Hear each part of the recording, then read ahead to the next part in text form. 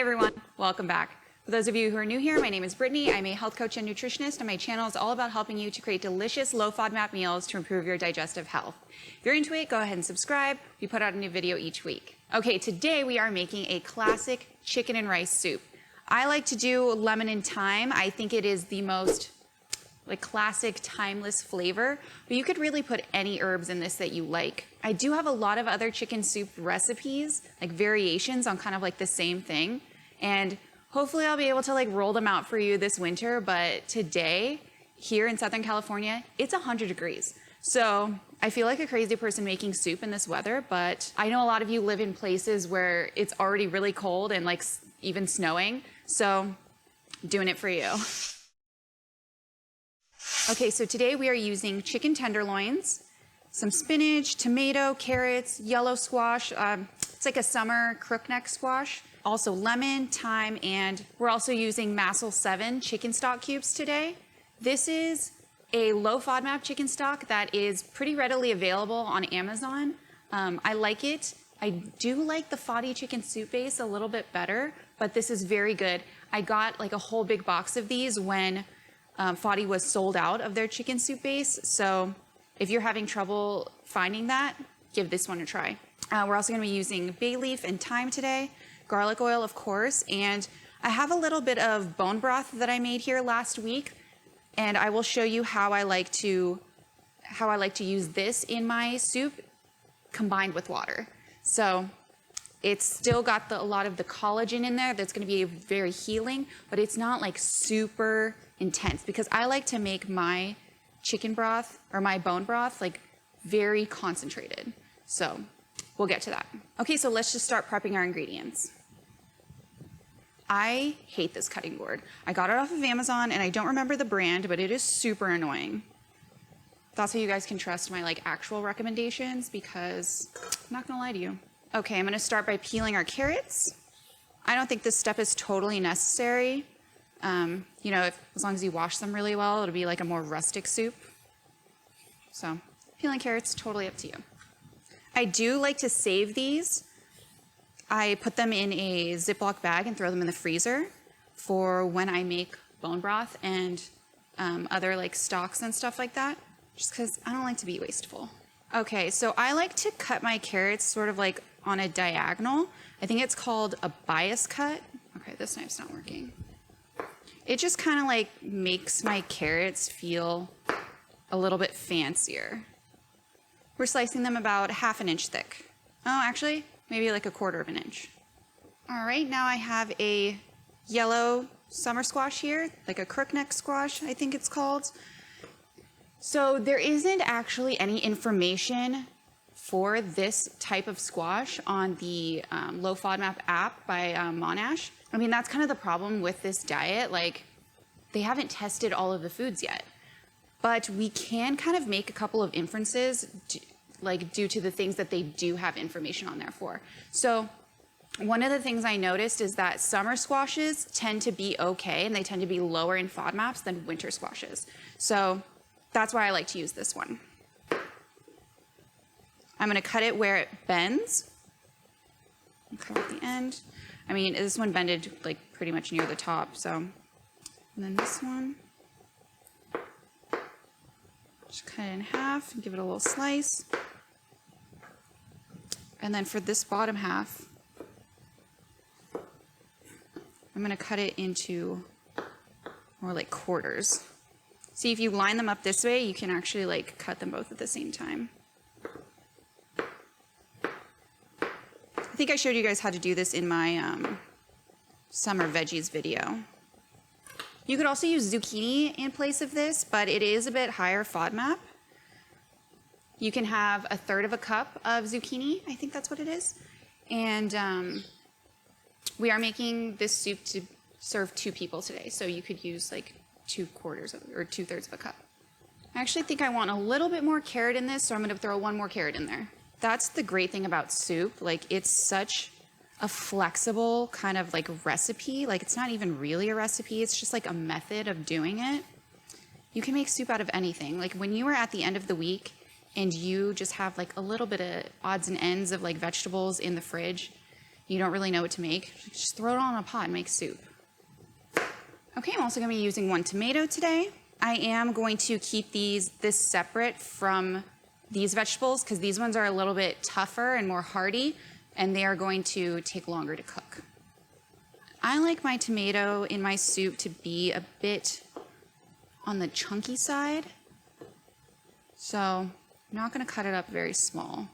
If you do, there's a chance that it'll just completely like disintegrate in the broth, which isn't a bad thing, but I'm like a texture person. Sometimes I'll even cut up each side of the tomato a little bit differently, like different sizes. So I have like some tomatoes that are more like disintegrated and like a part of the broth, and then like there are some like big chunks in there. All right, now last we have to cut our chicken.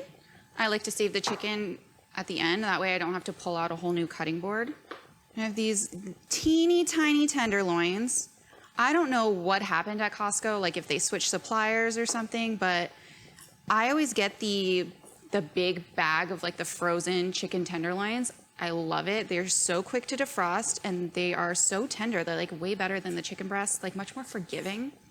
But this time when we got it, the chicken tenderloins are like so tiny. Like look at this, like come on. Costco, what are you doing? This is about 3/4 of a pound of chicken. Thighs would also be really great in soup because they're so juicy. You could use breasts. You would just want to make sure that you don't boil your soup, because if you boil a chicken breast, it will actually get dry even though you're cooking it in liquid. So make sure you just simmer it.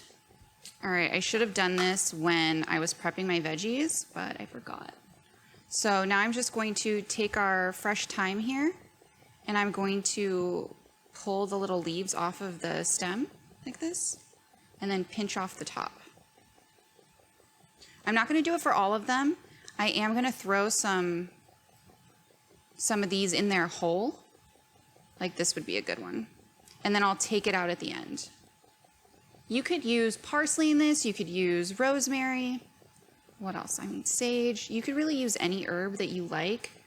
I just think thyme and lemon just go so well together, and it gives like that classic chicken noodle or chicken soup kind of flavor. All right, I think that's it for when it comes to the prep, so let's go over to the stove and actually cook it up.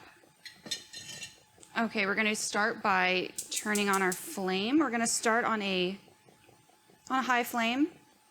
Let this heat up, and we're going to add about a tablespoon of garlic oil. We're gonna start by adding our carrots first because they take the longest to cook. Throw a little salt and pepper on there.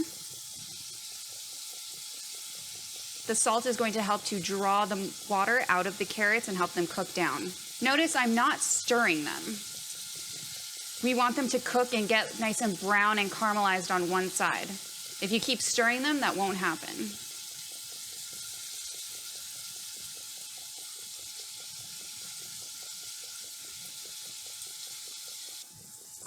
Okay, our carrots have been cooking for about 5 minutes. You can tell they're ready to be stirred when the edges that are touching the pan actually start to get a little bit lighter in color. See, oh, look at that. Look at that amazing color. Oh, that is like flavor right there. Okay, next we're going to add our squash. Give that a little stir so they're touching the bottom of the pan.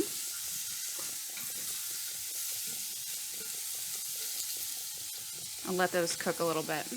They're not gonna get as nice and caramelized as the carrots because we just don't have enough room in our pan. So if you wanted to use a bigger pot, you could.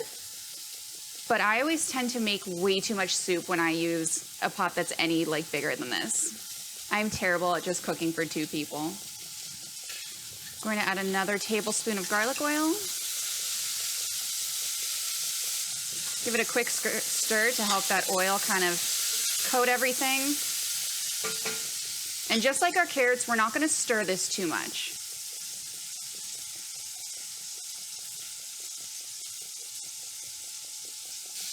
Okay, we're just going to let those cook for a couple more minutes, and then we'll be ready to add our chicken.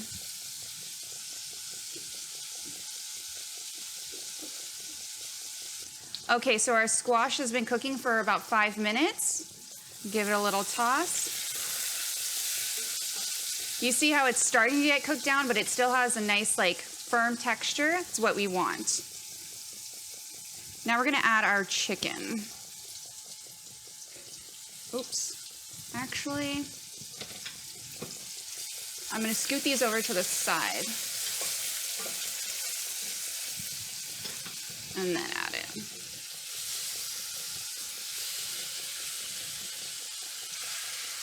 Whoops.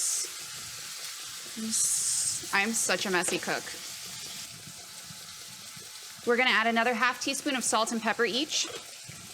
Give it a stir and let it cook.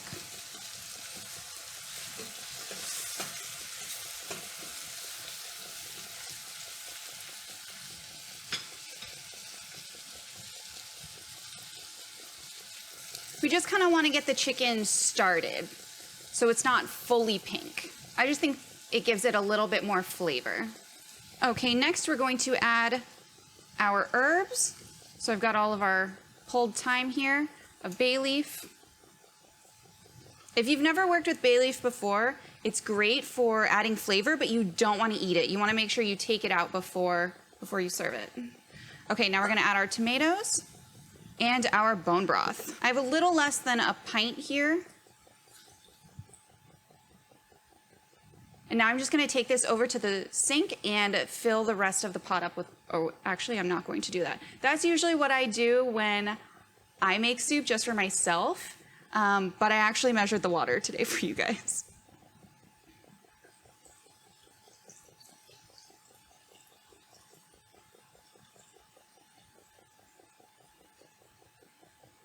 Okay, so I just added 4 cups of water. So we've got the 4 cups of water and the 2 cups of bone broth. That's gonna be a total of 6 cups of liquid.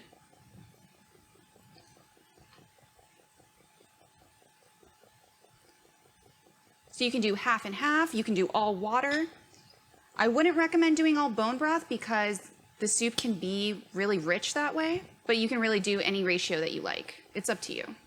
Okay, now I'm going to crumble in our chicken stock cubes. I typically use 1 cube per 1 cup of water, but since that bone broth has a lot of flavor, I'm gonna start with 2 cubes, let it dissolve, and see how I feel. Okay, give this a little taste before it gets too hot, just to see where the salt level's at. It's good, but it could definitely use a little bit more chicken stock powder, so let's add another one.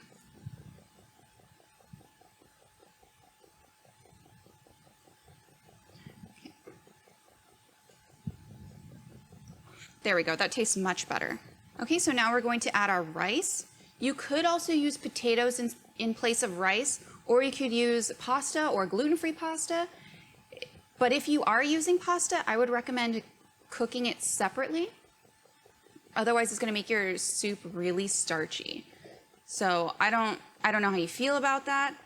It's also great for if you wanna prep a lot of soup ahead of time. That way your noodles won't get like all mushy and everything.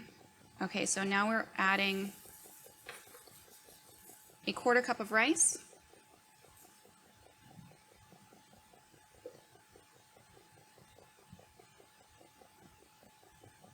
We throw in our thyme sprigs and we're just going to let this get up to temperature. We're gonna bring it right up to a boil, not like a rolling boil or anything, but we're going to let it get up to temperature and then turn the heat down to simmer it. Okay, you see it's coming to a boil and all of this foamy stuff is gonna start to boil off. Okay, now that all that foam is gone, we're gonna turn down the heat and cover it. Now we're gonna cook this on low for about 10 minutes or until our rice is cooked all the way through. Okay, our soup has been simmering for 10 minutes. We're just gonna check and see if our rice is cooked all the way. Perfect. I don't know why rice cooks so much faster in soup than when you're making it on the stove, but I'm not mad about it.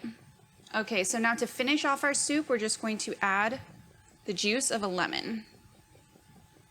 I really like doing this at the end because it just like brightens up all of the different flavors.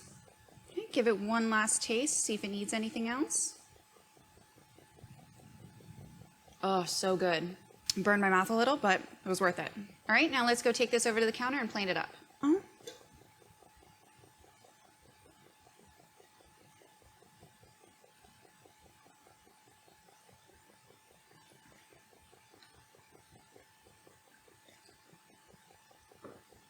Get a little bit more juice in there. Now, I like to add my spinach at the end because it's gonna help to retain all that color and a little bit more texture. The first time I did this for Jeff, he was like, what, you're gonna put raw spinach in your soup? I'm like, yeah, it's amazing. After he ate it, he totally agreed that it was amazing. Just gonna mix that in. It wilts down and it is perfect. It also keeps your leftover soup from getting like if you put the spinach in your soup when you cook it, or like at the end in the whole pot, if you have any left over, your spinach is actually gonna lose a lot of its color and texture. So that's why I just like to add it in like in my bowl. I'm gonna go in for the broth first. Oh my God, so good. This is just like, this is what healing tastes like. It's got nice, like a nice zing from the lemon juice that we put in there. The thyme is just amazing. It's got nice rich flavor because we used some of that bone broth that we made. Our carrots and our squash they're not mushy, but they're soft and tender. It's absolutely perfect. And it's nice, it's a nice hearty soup. Like if you see, like this is definitely gonna fill you up. You're gonna feel satisfied after eating this. All right guys, there you have it. Low FODMAP lemon thyme chicken rice soup in about 30 minutes. Give this a try next time you're not feeling well. I promise you'll feel better.